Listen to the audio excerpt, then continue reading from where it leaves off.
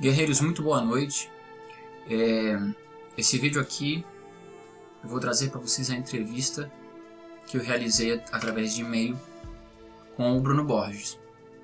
Foram 15 perguntas que eu elaborei para a gente poder realizar essa entrevista. Ficou bem interessante, tanto as perguntas como as respostas principalmente, né? E a gente vai poder aqui tirar várias curiosidades, explorar muito mais a fundo o pensamento de Bruno Borges. Eu tentei sair do superficial, né? A primeira entrevista dele foi no Fantástico, a segunda entrevista dele foi para Veja, mas são aquelas perguntas superficiais de repórter, né? Aonde que você esteve enquanto sumiu? Como que foi o seu retorno? Como que tem sido as pessoas na rua? Você está famoso? Você não está? Questões bem assim banais, porque não é da alçada de repórteres investigar, quer dizer, levar mais profundamente as questões a nível da filosofia, do hermetismo, da teologia.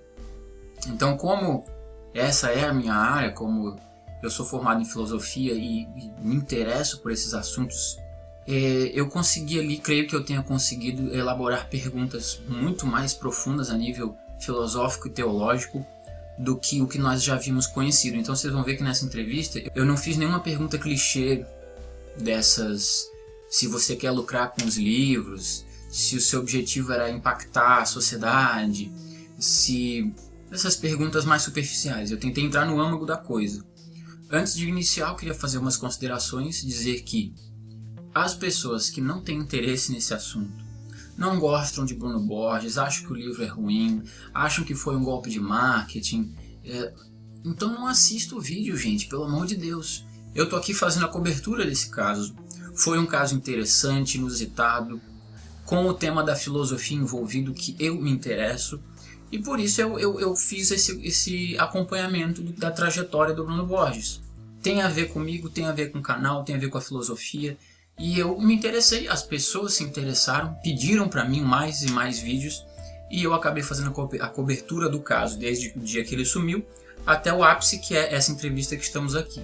Então assim, eu vejo as pessoas assistem o vídeo para depois e criticar e fazer críticas desconstrutivas, né? Não são nem construtivas. A crítica que eu tenho mais recebido é: ele fez um golpe de marketing, ele só queria vender livro, ele quer ficar rico. Não acredito nisso. Sabemos que ele não vai ficar rico com a venda de livros, não é esse o objetivo dele. E se ele conseguiu realmente aplicar um golpe de marketing nesse nível, meus parabéns, o cara é um gênio da propaganda, tá? Qual é o problema nisso? Segunda coisa que o pessoal critica muito é que ele deveria ser processado ou que ele deveria sofrer alguma penitência pelo fato de ter gastado dinheiro público envolvendo a polícia nisso. Então a polícia, em vez de estar caçando bandidos, estava procurando Bruno Borges, e é o nosso dinheiro público sendo investido para buscar Bruno Borges. Ou seja, ele deveria ser processado ou punido de alguma forma por gastar o dinheiro público e gastar o tempo da polícia. Por favor, eu vou te dar só um exemplo rápido aqui para não estender muito essas considerações.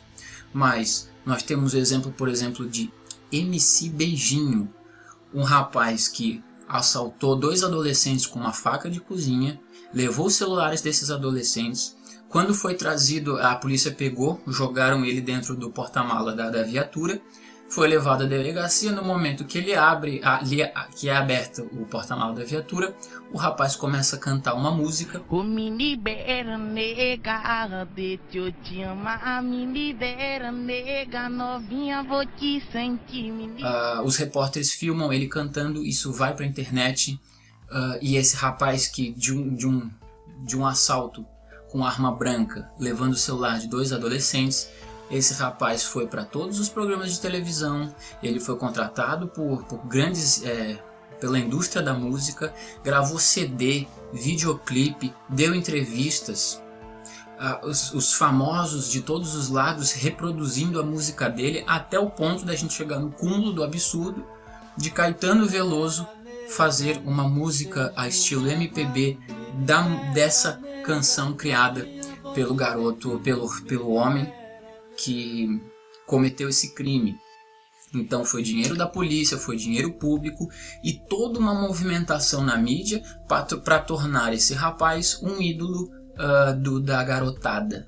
cara assaltou com uma faca de cozinha 2 adolescentes. Por pouco ali que não aconteceu um acidente, ele não enfiou a faca naqueles garotos. Então não me venha com essa história de que Bruno Baldi fez isso, fez aquilo, porque nós estamos numa sociedade podre, onde o que há de mais fútil é propagado. O rapaz estudou filosofia, leu diversos livros, escreveu uma obra interessante, e aí os caras vêm apedrejar. Então, vamos parar de palhaçada, né? Por favor. Eu vou iniciar aqui, eu vou ler as considerações que o Bruno fez. Ele me mandou um pequeno texto antes de iniciar a entrevista. Olá, guerreiro! Antes de dar a entrevista, eu gostaria de lhe agradecer de coração.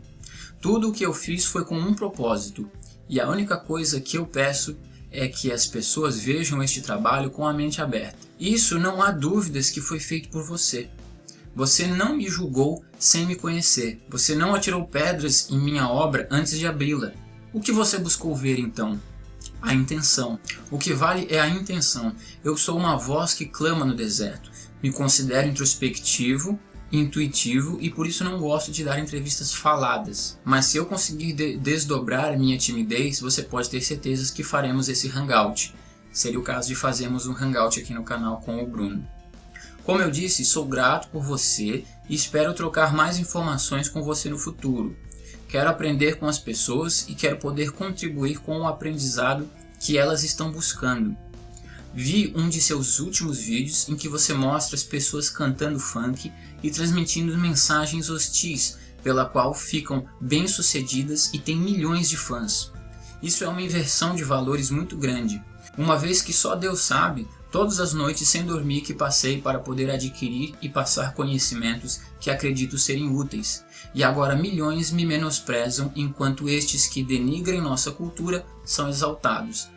Casos claros, né, das coisas mais hostis, mais fúteis, ganhando milhões de acessos, movimentando toda a imprensa, e vai pro programa da Fátima Bernardes. O cara que assaltou, que matou, que estuprou, acaba virando herói. E o rapaz que escreve 14 livros com embasamento filosófico, esse daí é criticado, né? Mas isso irá mudar pouco a pouco. O mundo será um lugar melhor se nos unirmos, e vejo que essa união já existe entre a gente. Grato, te admiro. Então essas foram as palavras do Bruno para mim, e eu vou iniciar a entrevista, eu vou ler a pergunta e a resposta. Mas antes de ler a resposta dele, eu fiz uma brincadeira. Eu fiz o seguinte: antes de receber as respostas do Bruno, eu respondi pensando na resposta dele. Que resposta será que ele daria para a pergunta 1 que eu fiz? Aí eu escrevi. Por quê? Eu acompanhei todo o caso do Bruno, ou seja, eu fiz toda uma análise dele, da pessoa dele, da vida dele, dos livros dele. Eu fui um dos poucos, junto com um colega, agradeço muito a esse colega, que nós destrinchamos a biblioteca. Muitos dos livros que ele leu, eu li. Então eu tenho às vezes um pouco de intuição sobre quais os pensamentos do Bruno a respeito de alguns temas. Eu já estou traçando um pouco o perfil intelectual dele. Então eu fiz isso, eu faço a pergunta, aí eu dou a minha resposta pensando se ele responderia dessa forma. Algumas eu acertei, outras eu errei.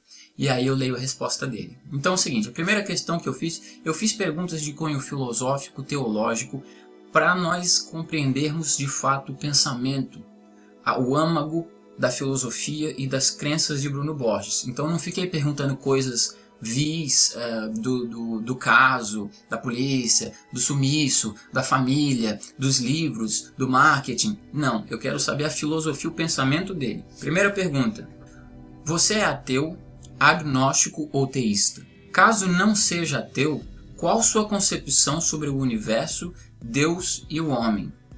Ela segue uma linha mais imanente, panteísta, ou uma linha mais transcendental? Quero dizer com isso, se você acredita em um Deus energia, panteísta, né, um Deus que está em tudo, ou em um Deus pessoal transcendente ao universo. Enfim, qual sua concepção sobre Deus e o universo? Eu coloquei ali escrito, eu acho que a resposta dele seria a seguinte: teísta imanente. Ou seja, acredita que Deus é uma energia, é um pensamento, é algo que está em tudo, né? Panteísmo, Deus está em tudo. Então Deus é uma forma de energia que se manifesta em todas as coisas no universo, o que desemboca numa espécie de monismo. Monismo é a ideia de que Deus é tudo. Deus é uma unidade, nós estamos dentro dessa unidade, nós fazemos parte do corpo de Deus, né? Deus é o todo.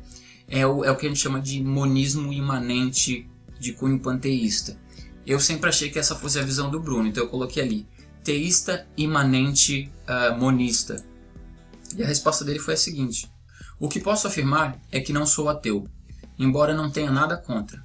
Minha concepção sobre o universo, Deus e o homem segue, portanto, uma linha mais imanente panteísta. Muitas obras tenho dito sobre essa energia e força que está em tudo. O universo e Deus seriam dois lados de uma mesma moeda, como se o universo estivesse para os cientistas e realistas e Deus estivesse para os religiosos e idealistas. A polaridade e a confluência energética são fundamentais para que o cosmos manifeste sua existência. No último século, o Ocidente tem se mantido com o espírito materialista e o Oriente com o espírito espiritualista, embora comecemos a presenciar uma junção entre ciência e religião. A dualidade faz parte da tomada de consciência de seres que estão despertando para a compreensão do uno, por isso o monismo que eu falei, né?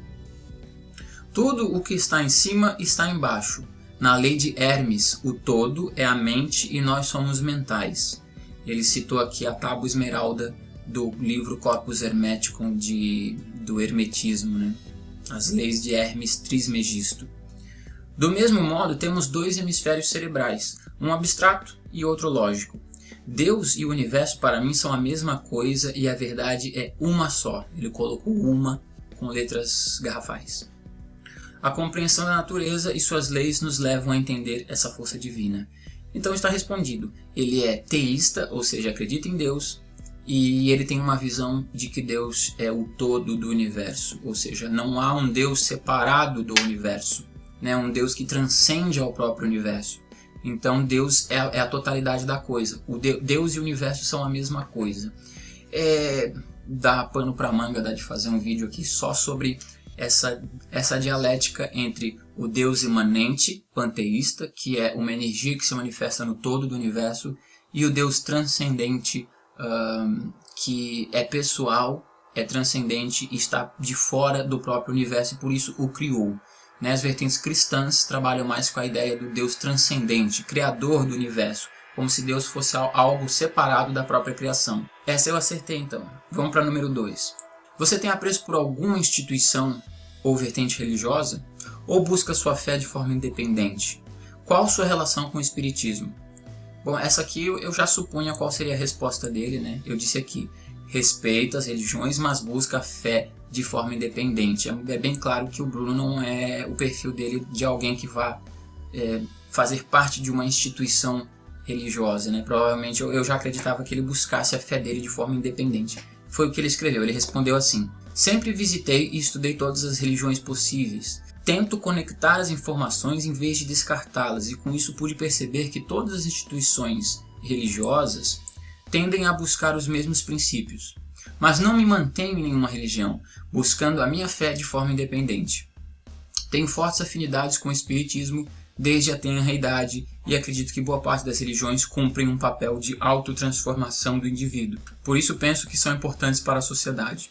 Essa conexão que eu procuro fazer não se limita apenas à religião em si, como percebo semelhanças com a ciência. A primeira trata de linguagem simbólica, do inconsciente. A segunda, de uma linguagem em palavras e imagens que perfila a consciência. Não entendi exatamente o que ele quer dizer com isso, mas essa foi a resposta dele.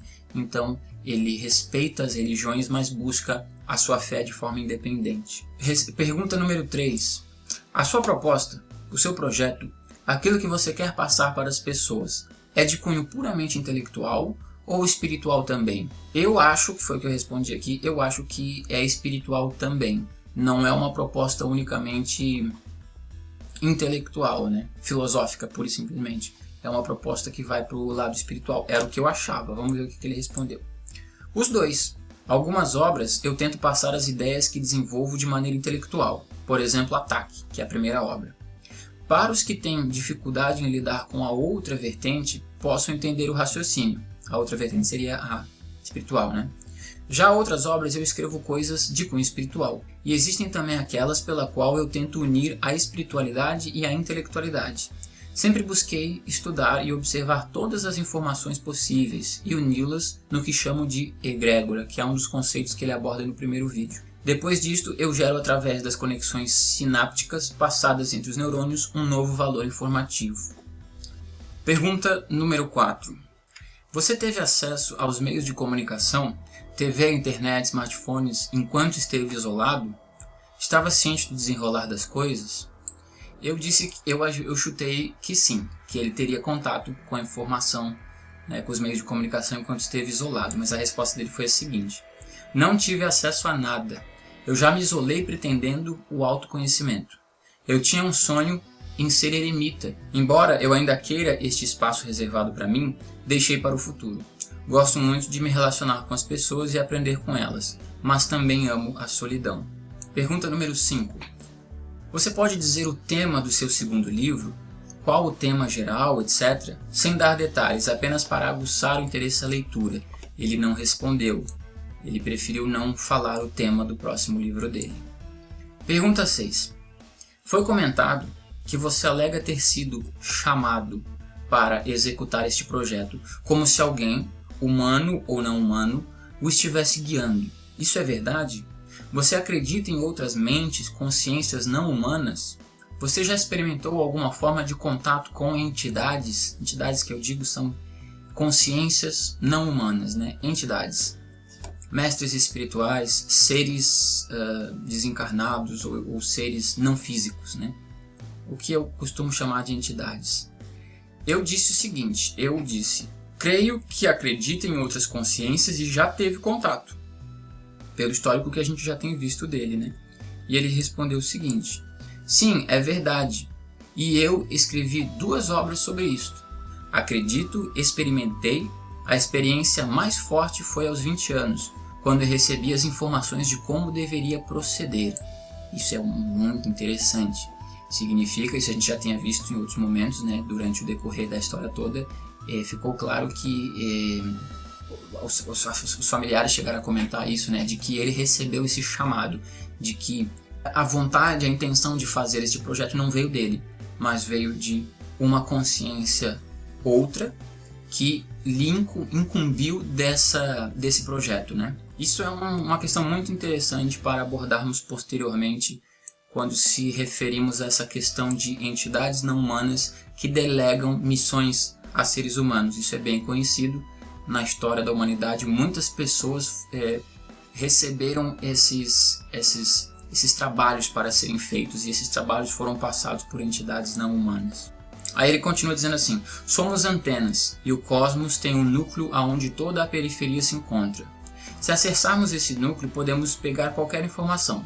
Porém, desde a tenra idade, eu passo por coisas que me é difícil dizer. Alguns indivíduos dizem que lembram de quando ainda eram uma consciência na barriga de sua mãe. Imagine o que dirão de mim se eu disser que também lembro. Se não compreendemos quando alguém fala das coisas deste mundo, como poderemos compreender das coisas celestes? Curioso. Pergunta 7. Você aparece em um quadro vestido de túnica ao lado de um ET. Seria esse ET algo figurativo ou você teve algum tipo de contato real?